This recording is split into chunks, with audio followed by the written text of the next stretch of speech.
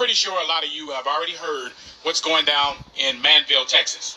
Down there with this lady right here and her two sons. I blurred their faces out because they're children, but her name is Kate Ducommun.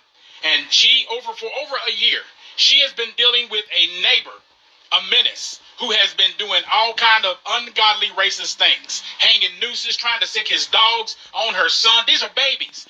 But today is the day. Now, I'm going to let you hear these news interviews and what the news stations has to say. There's some things that stuck out to me. That's what made me start digging a little bit deeper. But first, I want you to hear this Ring camera. I want you to hear what's being said by this gentleman.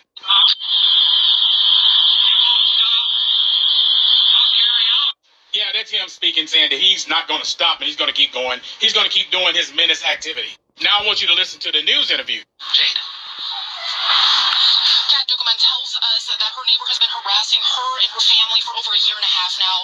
She says that he sent his dogs to intimidate her sons, blasted commercial-grade lights at her house throughout the night, and in the most recent incident, she says he even used a noose to threaten her son. Nobody should have to deal with this. My kids should not have to deal with this. They should not have to be raised next to the news. Right after I called the police about the dog this last time. Munn, who has two black sons, says when she called Manville police about the nooses, they claimed there was nothing they could do because it was a freedom of speech. If something was to happen to him, because I don't want it to get to that point.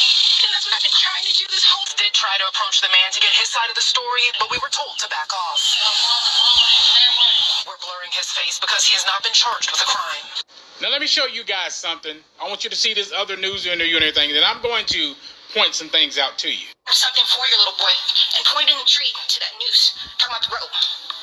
Told your officers. Nothing.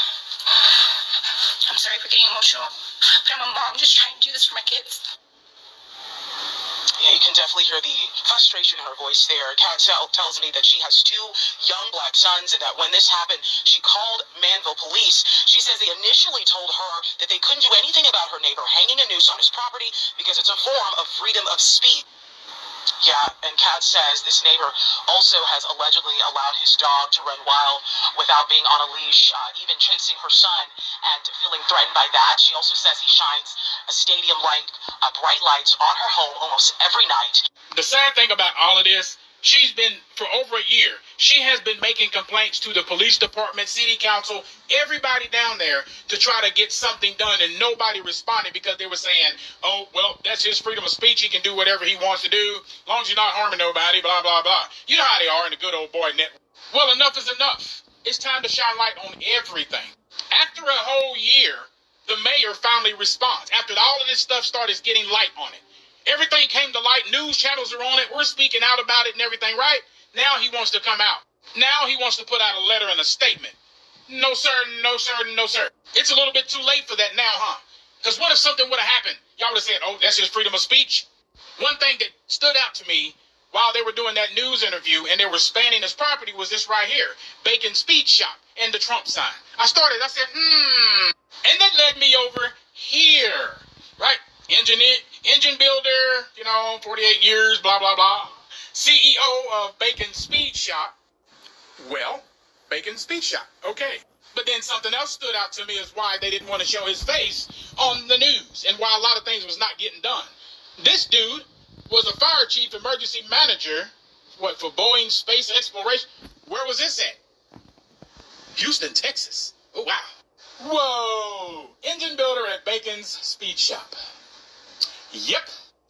And seeing that you worked in how many people that look like me, that look like us, did you not save being a fire chief? Okay, that was older picture when you were younger. How you doing, Rooster? AKA Stephen Scott Van Dusen, AKA Scott Stephen Van Dusen. I see you got your house up for sale. $500,000. I tell you what if somebody come and offer you $1? Because it ain't even worth that. Nope, it's not worth that. But I think the community needs to come together, you know what I'm saying, and offer a lower price and go ahead and buy that property up. And then we turn it around and make it for all the youth that looks like us and everybody else to occupy this property and do something producive. Like maybe, have a community garden, do things like small engine repair, things like that, right? Yeah. Hey, Rooster, guess what? The chickens have come home to roost. Cockle-doodle-doo.